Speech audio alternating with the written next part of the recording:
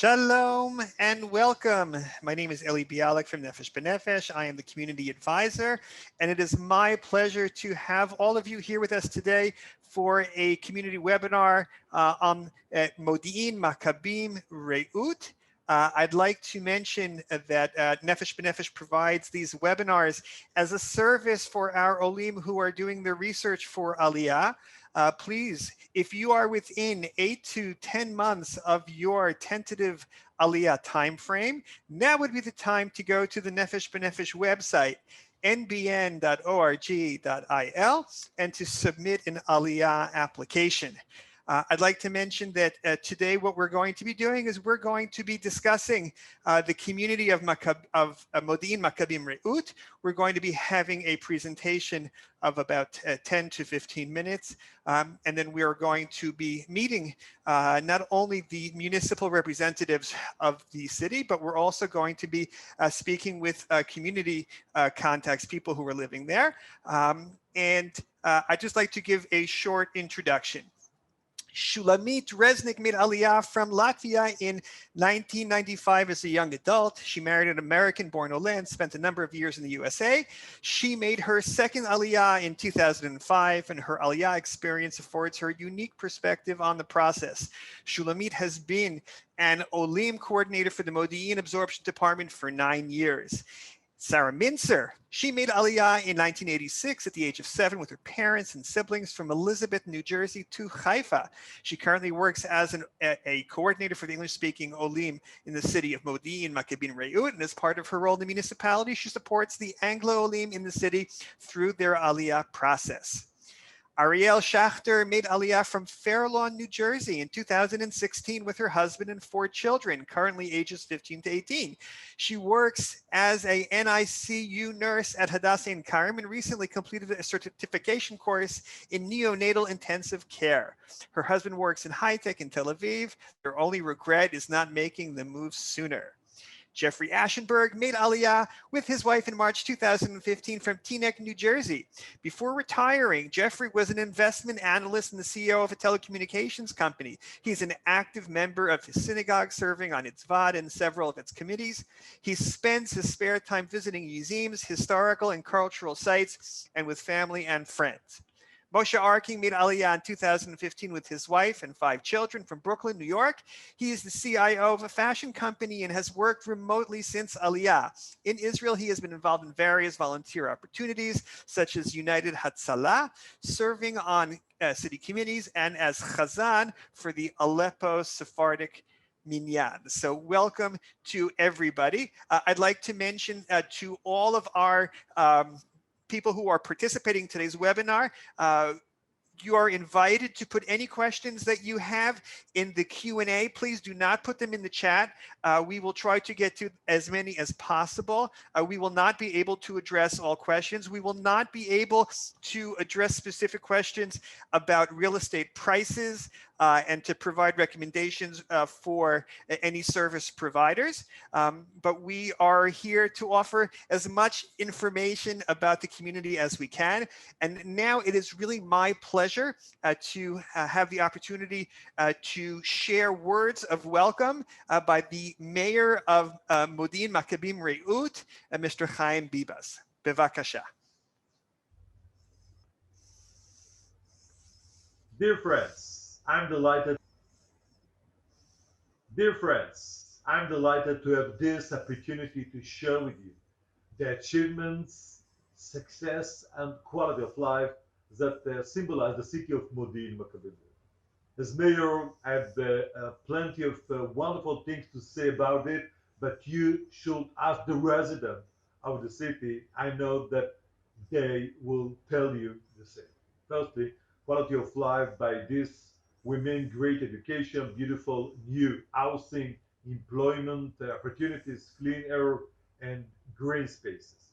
Easy access to the rest of the country, community spirit, culture, sport, and leisure activities, to name a few. But above all, we have a dedicated and hardworking absorptions department that helps you through every step of your new life here.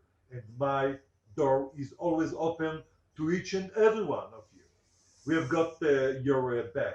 Life in Israel is very different from America in many ways, but we are doing our best to make you feel at home because you are home. Making Aliyah involves great sacrifice, as many of you will be leaving your family, your friends, your schools, and your job. In making Aliyah, you are investing in your future and in the future of your children and of the Jewish people. We are all partners in building the state of Israel together, and we salute you. My colleagues and I are here to welcome you and to assist you in every aspect of your new life here in Modiin Maccabim. We wish you all a great new beginning. בהצלחה. Thank you very much. תודה רבה. Thank you so much, Chaim Bibas, Mayor of Modiin. Sarah and Shula, I'd like to start off by just asking a very simple question. Why is the name of the city so long? Well, let me answer that. The decision to establish the city of Modiin was made in 1985. The first resident moved into the city, moved into his home in the city in 1996. But the explanation for the name actually occurred in 2003, when the city of Modiin, the new city, was merged with the two settlements that already existed here, which are called Maccabim and Reut, and the municipalities of all three established cities were connected into one municipality. So that's why we're called Modiin Maccabim Reut, and that is the correct name of the city. You can, as I said, Modiin is a very new city. However, the name Modiin for all of us associates with the story of Hanukkah, with Judah the Maccabee, and with the Hashmonaim dynasty. And of course, it's not by chance that Dafka here we have the city of Modiin. That is the place in this general area where the ancient city of Modiin is believed to have been many thousands of years ago. There are several archaeological sites, which I think we're going to see some of them right now. In 2001, Umdan was discovered. We can see remains of the synagogue and of the mikvah. And that is one of the locations where the ancient city of Modiin might have been. There are several other locations that are being discussed among archaeologists, some inside the city line and some outside, outside of the city. Right now, the population of Modiin is closing on 100,000 residents. As soon as several new neighborhoods will be completed, we're going to reach 120,000 residents. And the final goal, and we're talking 20 years into the future, is 250,000. It's going to be one of the biggest cities in Israel. We have about 9,000 Olim right now living in Modiin, people who came in the past 10 years. About half of those Olim are from English-speaking countries. And of course, we have also French and Spanish and Russian speakers in the city as well. As I said, it's a new city, but it's also a very young city. What I mean by that is about 27,000 of Modiin's residents are under the age of 18. I would like to ask Sarah to show us a little bit of where exactly are we located on the map. Thank you, Shulamit. So this is a map of Israel. About half of Israel population lives within an hour drive from Modiin. The city is located midway between Yerushalayim, southeast of Modiin, and Tel Aviv, which is northwest. So the main roads that link Modiin to national traffic would be Highway number 1 from Tel Aviv to Yerushalayim, likewise Route 443. There's Route 6 that's in close proximity to Modiin, north to south. And there's Route 431 that connects Modiin directly to Rishon LeZion. Next, I would like to show you guys Modiin neighborhoods. So one can find, as Shulamit mentioned before, the Modiin, the Maccabim and Reut districts. You can find the Buchman area over here, the Kaiser area over here, Shimshoni area, and Giv'asi. The first few neighborhoods in Modiin were Prachim and Nechalim over here, the entrance from Route 443. In addition to these great neighborhoods, there are two new neighborhoods, the Tziporim neighborhood and Nofim neighborhood, that are in the process of populating new residents. And further north, one can find the Moreshet neighborhood that is under earthworks.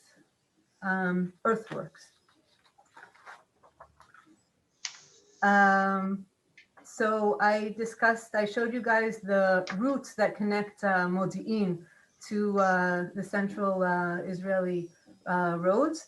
In addition to the great roads that we have connecting the city, of course, one can find two train stations within Modiin. And of course, there's a bus station, central bus station that connects Modiin to all over Israel. A drive to Tel Aviv or to Yerushalayim can take around 25 minutes, of course, depending on traffic. Shulamit, why don't you continue?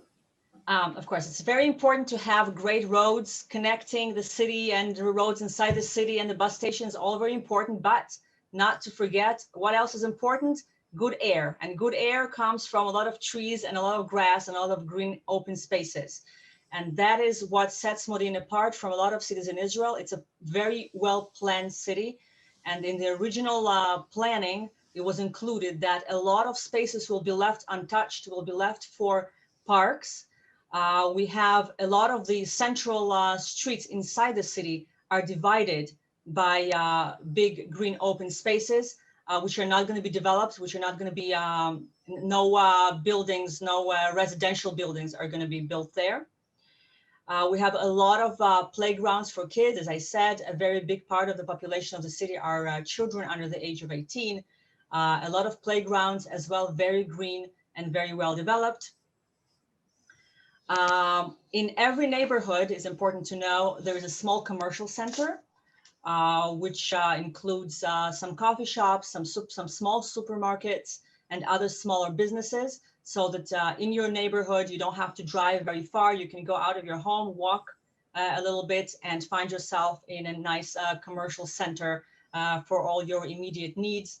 Modiin also has two big commercial areas, one called Ishpru, or Inap Center officially, and the Ligat Center on the other side of the city, which also includes big commercial centers, offices, open space buildings, and so on and so forth.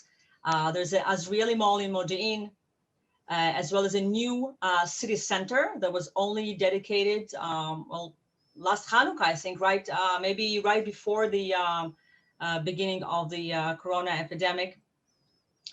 The city center was only built recently because the whole idea of Modiin to first and foremost make the citizens feel, the residents feel comfortable in their own neighborhoods, to provide them with a smaller neighborhood centers, and only then develop a city center for everyone. Sarah? A couple of words about the youth, maybe? And yeah, schools? sure. 1 second. So here we go.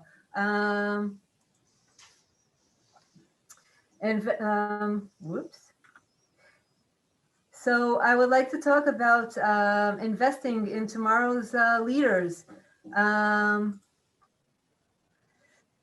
about that. So about half the city's budget is allocated towards education. There are close to 30 elementary schools. There are at least one in each neighborhood. There are two special ed schools with over 150 preschools and kindergartens. Also, I would like to mention there are 13 high schools within the city. Modiin has been ranked as one of the top cities in Israel for students passing their matriculation exams, their bagruyot. Now I'd like to discuss what one can do in the afternoon, especially for youth. So there are youth movements throughout the city. They're religious, non-religious. There's a lot to do within the city, especially for youth. One second. Now, besides youth movements, which is a major activity, there's also after-school and leisure activities through the matnas. There are private providers also. They provide chugim, after-school activities. You can find them throughout the city. You can also find the music conservatorium, municipal pool, a new water park that opened mid-COVID last August. It's going to be a blast of a summer this year. I'm sure there are going to be many participants in that the water park. Of course, there are summer camps, sport clubs, sport facilities.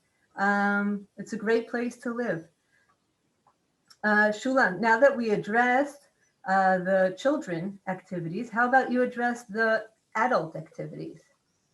So we see that kids have a lot to do in the afternoons. The adults also can enjoy full cultural life in Modiin. We have, in addition to having sports and recreational activities throughout the year for residents of all ages, we have festivals, live music concerts, movies and plays. We have a big cultural center in the center of the city, and in the new center that I mentioned before, there's a new big cultural center facility being built right now. I didn't have a chance to welcome any Israeli theaters with their new productions yet, but we're really expecting that to happen in the near future.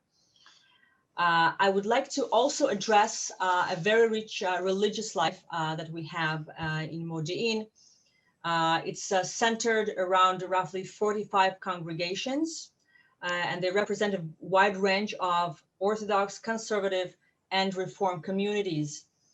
It's important to understand something about Modiin. The community here, we all live together. There are no neighborhoods that are particularly only religious. There are no neighborhoods that are only secular. All the Modiin residents throughout the city live together with a lot of mutual respect, trying to understand each other's needs. And that is something I believe very unique about Modiin community. So it's great to live here. I think we managed to show that. Sarah, how much does it cost to live here? Okay, so I'm sure everyone really wants to know how much it costs to live in Modiin. So finding a 3-room apartment for rent would be around 4,200 shekel per month. Purchasing, you would have to really look hard on Yad Shtayim to find something like that. Usually it's a subletting from a bigger house. A 4-room apartment would cost 48,000 shekel per month. 5-room apartment can cost 5,500 shekel per month, up to 6,500 shekel per month, and a private house would cost 10,000 shekel per month. Purchasing prices might be in the range that is stated over here. Now, besides purchasing or renting a house, of course, there are also other household bills. We put a table together over here. So you would pay around 50 shekel per meter per year for municipal taxes, arnona. For example, if you have a 120-meter apartment, you would pay approximately 1,000 shekel per 2 months. Olim also might be eligible for a discount depending on their income. A water bill in Israel, or also in Modiin, is around approximately 7.4 shekel per cubic meter. There is an allowance per resident of 7 cubic meters per 2 months. Electricity is depending on your usage. um, with no air conditioning and nothing, you can pay around 400 shekel per 2 months. With an air conditioner, it can run as high as 900, 1,000 shekel per 2 months. And depending, of course, on the size of your apartment or house, the bill can run 2,000 shekel and even higher. So Sarah, what is the temperature like mostly in Modiin? Are you going to be using your air conditioning most of the year, some of the year, only a little So, bit? so the weather over here is like all Israel. It's hot. You need your air conditioner. But there is a very nice breeze in the evening, and it can get pretty cool in the evening sometimes, but you can count on your air conditioner. Now, as Eli mentioned before, Shulamit and myself, we work at the absorption department, which is run by Mrs. Rosita Berlin. Um, we organize for Olim activities and lectures and trips to visit all kinds of sites in Israel. We also give professional training and workshops and etc. It's a great place to come and visit and meet new Olim. But even before you come here to visit and meet new Olim, we start our work with the potential or people who are interested in Modiin or moving here even before they made Aliyah. We do it through one way is by providing relevant information to relevant organizations like Nefesh B'Nefesh, for example, so they can share some info on Modiin. Before Corona, we had a lot of Olim coming for a pilot trip to Israel and stopping by Modiin. So we're very happy to meet them and talk to them and explain, answer their questions about Modiin Community. And nowadays, it's a little bit complicated to come here on a pilot trip. So we switched, as the whole world, we're doing the same thing. We switched to Zoom pilot trips, which is a bit less fun, I guess, but just as formative, I promise.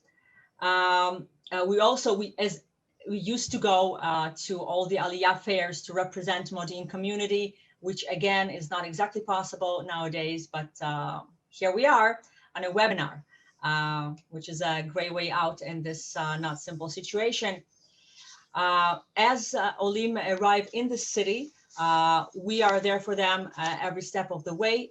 We usually try to organize a meeting in the first couple of days after arrival. Again, nowadays, a personal meeting is almost never possible because people have to spend some time in the quarantine. But we really are trying to make them feel that they've achieved something during that time. We first of all have a Zoom meeting with them while they're in quarantine. We try to line up their appointments, knowing the date when they'll be free and out and about. So when they are coming out of quarantine, everything is lined up for them. They have the Ministry of Interior, Ministry of Absorption. If they have to have an appointment with the bank, important thing, you have to make an appointment with the bank now. You can't just show up to open a bank account. So all these things we're trying to organize for them. As well as the time progresses, if people need additional consultation or help filling out some government forms or addressing any other governmental office for their personal particular questions or needs, we're there for them to help fill out, translate, and sometimes even go with them to a particular office if necessary. Shulamit, I can tell you that, from all of my experience working together with you and with Sarah, I know that the service that you provide to our Olim is second to none. You guys are dedicated. You really help the Olim. I remember the initial days of when COVID was just starting and things were very much up in the air. The loops and the hoops that you guys jump through in order to help the Olim who had just arrived is absolutely incredible and very, very noteworthy. So Kodem Kol, first of all, toda rabah for your excellent service and your dedication to our Olim. What I wanted to mention is that at the end of the webinar, there's going to be contact information for all of the participants, and there's going to be a follow-up email in a day or so that's going to have a copy of this presentation, your PowerPoint presentation, contact information. And at this point in time, I would very much like if you could please reintroduce your community members. So one more thing, important thing. We also have at the absorption department where we work, we have Ultan, which is a great way to learn Hebrew. We recommend to every Ole that arrives to use that privilege to use to participate in Ultan. Now, I would like to present Moshe Arking to share his Aliyah experience to Modiin. Moshe. Hi, everyone. Thank you, Sarah. Thank you, everyone. So I was asked to talk a little bit about my Aliyah experience, what made me choose Modiin, my experience with Modiin. I'll try to keep it short but informative. There's a lot of things that went into that consideration because I have family in Israel in various places. It was hard for me to figure out where I really wanted to land. But there are so many things about Modiin that just tipped the scale so quickly. Right off the bat, you have the proximity of Modiin to everything. It's first of all the center of the country, as you saw in the map in the beginning. You're right near. You're right. 25 minutes from Jerusalem, 25 minutes from Tel Aviv, 20 minutes from Rishon LeZion. You're 20 to 30 minutes from any beaches, all sorts of beaches. Public transportation in Modiin is incredible. Within the city, it's there's a lot of different ways to get around, but from the city to other cities, it's incredible. Modiin is in fact a developing hub for the train system. It goes to Rishon, it goes to the airport, it goes to Tel Aviv. They're developing now a line to Jerusalem that's supposed to open sometime soon. And also proximity to the airport, which for me, as someone who commutes to America from time to time, it's very important. It was like 15 minutes from the airport. And, when you're looking at a 10 to 12 hour flight ahead of you or coming off of one, to just be home within 15 minutes is a very big deal. And it also means the difference between someone able to come and pick you up rather than having to find another way home. So, that for commuting people, that's a very big plus. I know people in Efrat, people in Ra'anana that commute, and it's a bit of a hassle for them. Also, Modiin is just a perfect size.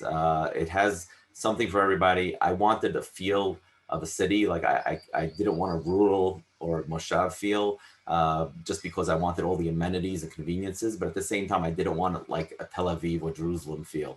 And Modiin is perfect for that because you have essentially everything. You have restaurants and movie theaters and shopping centers and malls and sports complexes, gyms, pool clubs, bowling alleys, everything. And yet the residential areas are residential areas with everything just within 5 minutes. And it's quiet and it's just beautiful. You don't have that hustle and bustle, but it's right there when you need it. Which was also important for me in terms of my kids. That was a very big consideration moving to Modiin, where, I for example, I have family in Efrat, and one of the big concerns that they always had from experience, they've been there for a number of years, and a big concern for them was, the kids, they grow up in Efrat. There's not so much for the kids to do at a certain point when they reach teenage years, and then they just want to go to Jerusalem or they just want to go other places.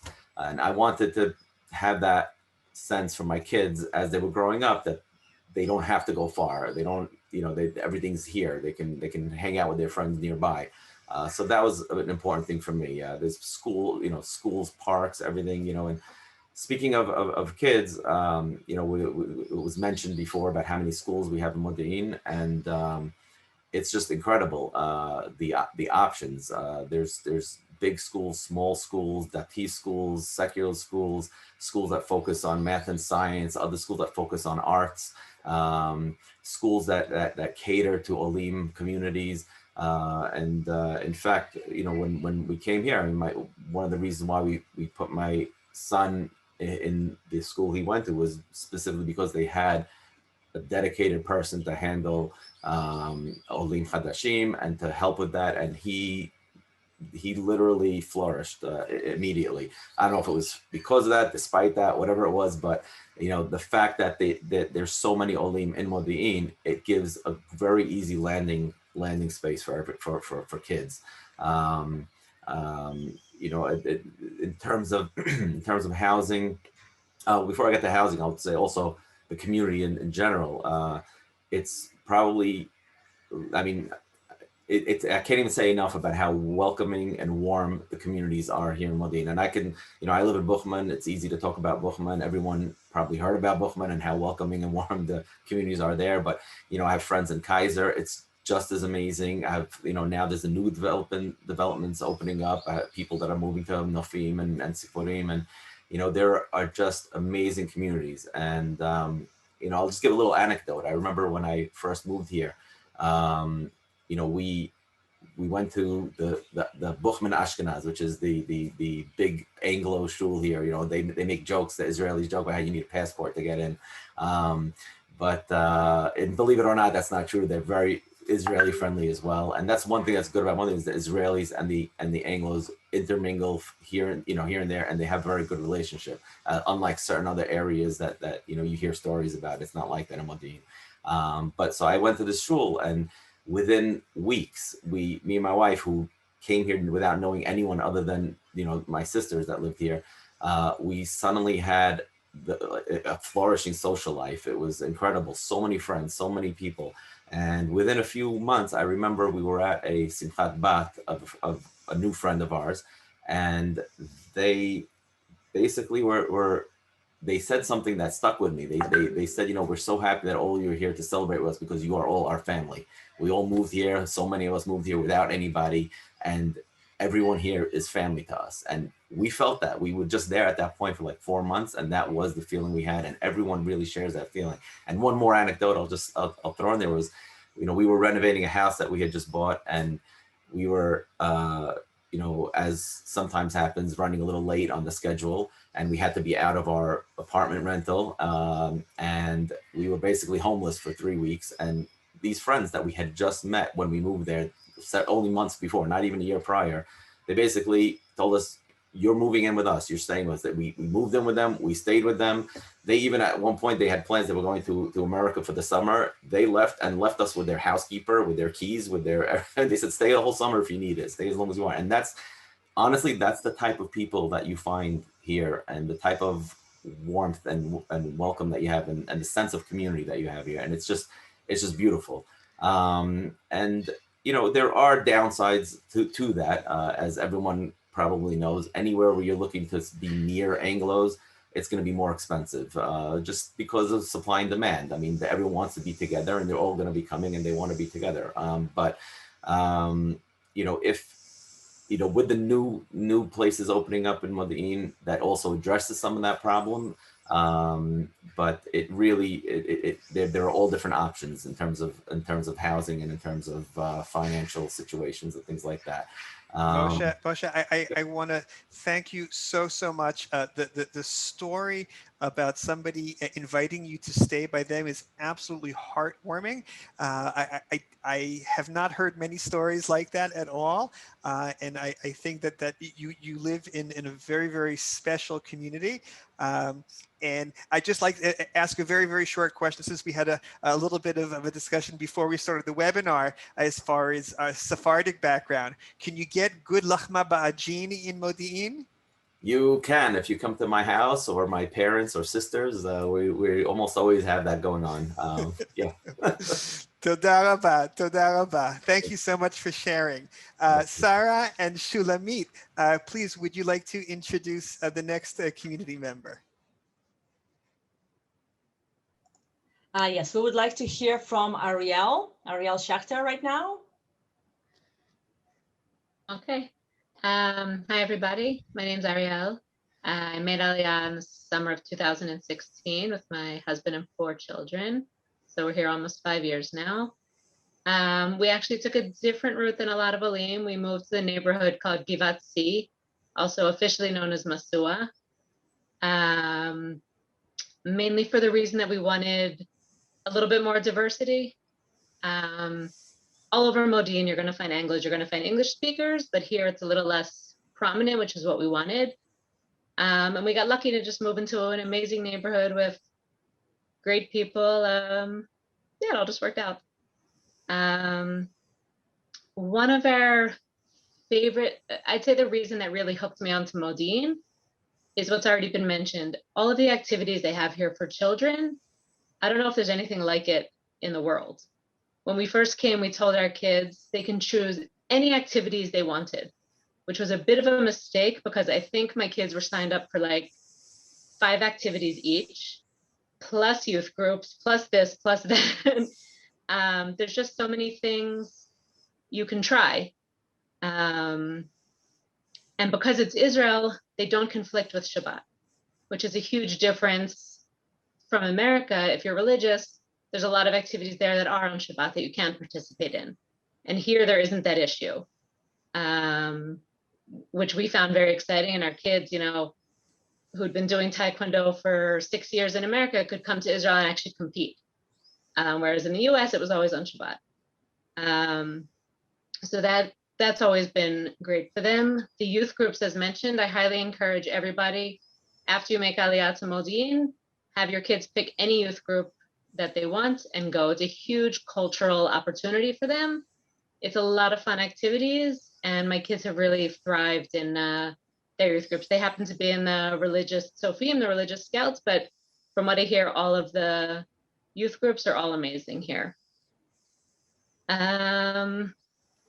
I'd say a big difference between where we came from New Jersey to Modiin is that already mentioned was all the public transportation, all the options that you have. But what you might not realize is that you can let your 10-year-old ride the bus, the public bus to and from school. They can go on the bus to their friend's house. They can go on their bus to karate. And they're not going to get lost. And if they get lost, they're going to find somebody nice to help them get back on the bus. And it's just sort of like an eye-opening experience here in Israel, the freedom that your kids have, that as Americans is hard, at least for us, was very hard to give to them. But everybody told us it's fine, it's fine, it's fine. And the truth is, it is fine. And they love it and they enjoy it, and they have a sense of freedom here that they never had in America. So for us, I mean, I don't really have any complaints about the city. It's been a really good experience for us. And I would also encourage anybody, like, I don't remember if it was Shulamit or Sarah said, there is an Ultan in the city. I was probably one of his best customers. They sort of had to kick me out at the end. And I highly, highly recommend it because you really can't get along without Hebrew. You can, but I don't recommend it. I think that's it for me. I don't know. We're happy. Fantastic. Can you please share just some of the schools that you've had experience with, and maybe the names will then resonate with some of our Olim. Sure. So when we came, we were in the last year that they actually offered an Ulpan for kids, and that happened to be at the Avnei Choshen school, which is in Shimshoni, maybe. Somebody can help me with the neighborhoods, for half a year.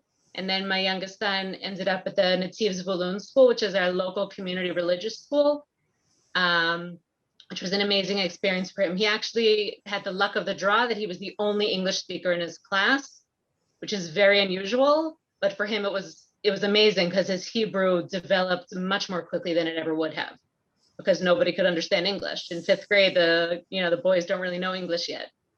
The rest of my kids were already in high school, and they've been at the Amit Boys High School and the Amit Girls High School. And that's where they all are currently. Thank you so much. Toda rabah. And Shula and Sarah, please introduce our remaining community participant. Ariel, thank you so much for all of your insights. Toda rabah. Thank you, Moshe and Ariel. Last but not least, Jeffrey will share with us his Aliyah experience to Modiin at retirement age. Thank you, Jeffrey. Unmute yourself. We can't hear you.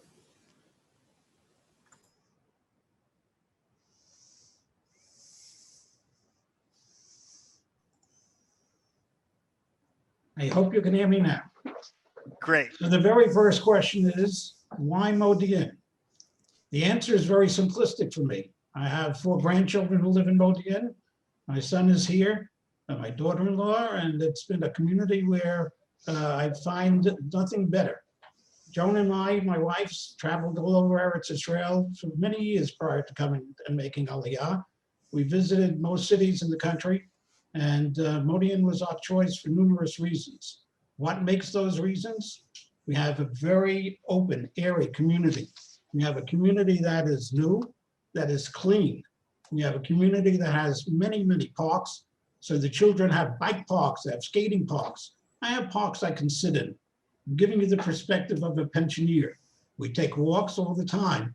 We are very blessed by living in a community in the very, very center of town. It's called Hameginim. I belong to a synagogue that has about 90 individuals who are members. That's including men and women. We have a community where English is our primary speaking language. That does not mean we don't use it for it, but our rabbi, who is a volunteer. So there are lots of things that pensioners can volunteer to do. Our rabbi is a pensioner, and to my benefit, he speaks on Shabbos 3 times in English. We have many, many group activities that are done in English, but we basically work on our favorite skills. Besides going to Ultan, we belong to a group that Esra has, an organization that's called Let's Talk. And my wife and I meet with people our age once a week for about an hour, hour and a half each time. We speak only Yiddish to them. They speak only English to us. They were from Persia, came to this country when they were about 2 or 3 years old, and this benefits both of us. We actually talk about life things rather than theoretical things. So there is great benefit to us in broadening our scope and learning about the, we'll call it Israeli environment. We have the benefit by living in the center of town of being, and I kid you not, a block and a half from the central bus station, a block and a half from the central train station, a block and a half from the large park called Anabi, where there is a stadium where the concerts are given in the summertime there. We live a block from the center of town, meaning the new Mayor is, which is going to have many, many stores and not supermarkets, but shops and restaurants that are all available to us. It's very easy to get to the area building from here, to healthcare centers from here. My involvement in the community, particularly through my shul, has offered us many benefits of interfacing with members of the town. There are many changes that often take place here in Eretz Israel. There was a recent change in, for example, the way basic healthcare charges were placed on pensioners. And it was very difficult to understand until I spoke to Sarah, who coordinated a meeting, a Zoom meeting, where with slides and a presentation, she was able to explain to about 25, 30 people who attended that Zoom meeting exactly how to not cope with the change, but to address the change. The Olim Center here is particularly friendly. The community itself is particularly friendly to Olim. It's very, very easy to get the people to acknowledge in English if you have trouble with the Vrit, exactly what the answer is to the question you're trying to pose. So all in all, if I had any choice to make again, I would tell you Modiin would definitely be the place the second time around. Awesome. Toda rabah, Jeffrey. Very exciting. I wanted to ask, would you be able just to offer your thoughts as far as cost of living for retirement, how Modiin might compare to other cities? So the answer I would give you without really knowing the answer overall is that Modiin is a city, meaning that you are offered large numbers of services here. The city pool is about a block and a half away from my house. I have 2 gyms within a block and a half of my house. The charges are reasonable relative to American standards. The charges, I can't tell you what the charge would be if you were going to a small community, but the fact is that all of the services are available here. It's very unusual to find government services in the central community, and the vast majority of services are here. So as Moshe said, the cost of living in one of the older communities is higher, particularly like a Buchman, where the rent is much higher, but there are new communities going up all the time. The joke in Israel is the national bird is the crane.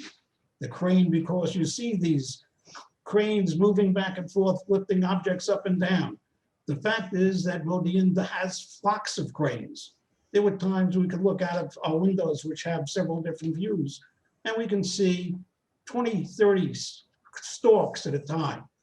These stalks were moving lots of things. So the answer to the question is, yes, there are higher costs in several areas in Modiin, but that's true of the country overall. Somebody once asked me, does food cost a lot of money in Israel?